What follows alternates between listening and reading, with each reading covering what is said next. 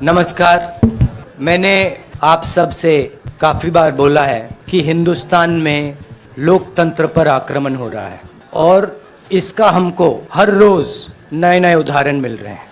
सवाल मैंने एक ही पूछा था, फाउंडेशन पे जाता हूँ, अदानी जी की शेल कंपनीज हैं, उसमें 20,000 करोड़ रुपया किसी ने इन्वेस्ट किया। अदानी जी का पैसा नहीं है, अदानी जी का इंफ्रास्ट्रक्चर बिजनेस है, पैसा किसी और का है। सवाल ये है, ये जो 20,000 करोड़ रुपए हैं ये किसके हैं? ये सवाल मैंने पूछा।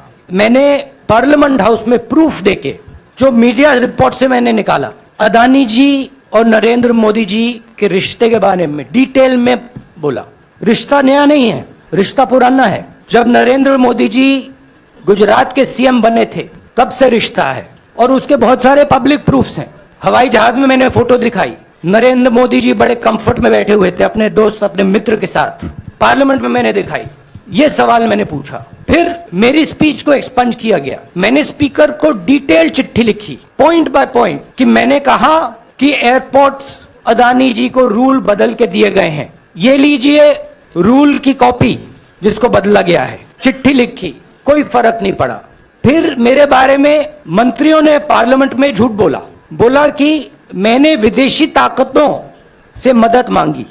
मैंने ऐसी कोई बात नहीं की है। मैंने कहा स्पीकर से, मैंने जाके कहा, स्पीकर सर, पार्लियामेंट का नियम है कि अगर किसी मेंबर पर कोई एक्यूजेशन लगाता है तो उस मेंबर को जवाब देने का हक होता है। मैंने एक चिट्ठी लिखी, उस चिट्ठी का जवाब नहीं आया। दूसरी चिट्ठी लिखी, उस चिट्ठी का जवाब नहीं आया। फिर मैं स्पीकर के चेंबर में गया, मैंने स्पीकर सर से कहा, स्पीकर सर, ये कानून है, ये रूल है, इन्होंने झूठा आरोप लगाया है, मुझे आप बोलने क्यों नहीं दे रहे हैं? स्पीकर सर मुस्कुराते हैं, कहते मैं नहीं कर सकता। और फिर उसके बाद आपने सबने देखा क्या हुआ। सवाल पूछना मैं बंद नहीं करूंगा। नरेंद्र मोदी जी का अदानी के साथ क्या रिश्ता है और 20,000 करोड़ रुपए किसके हैं, मैं पूछता जाऊंगा। मुझे कोई डर नहीं लगता इन लोगों से।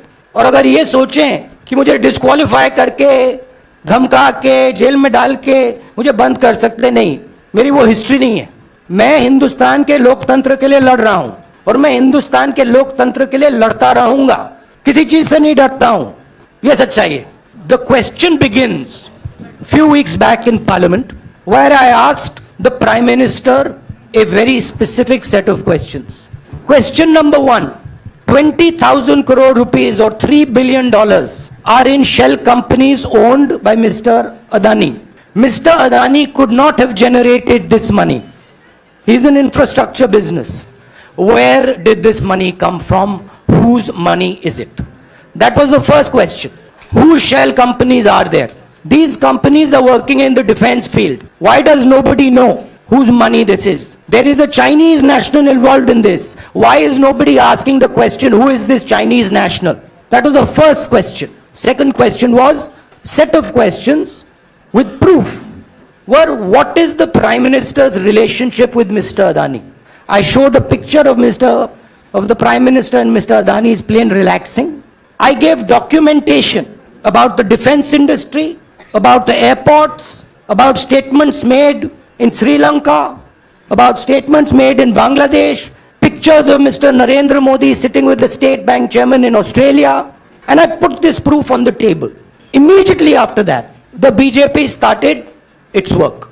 My speech was expunged. I wrote a letter to the speaker with a detailed explanation on the defense industry, on the airports, with press clippings, supporting documents, legal documents, and said this is the supporting foundation of my speech.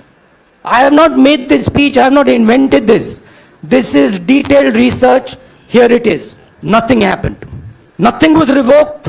My speech today is not part of the record of Parliament.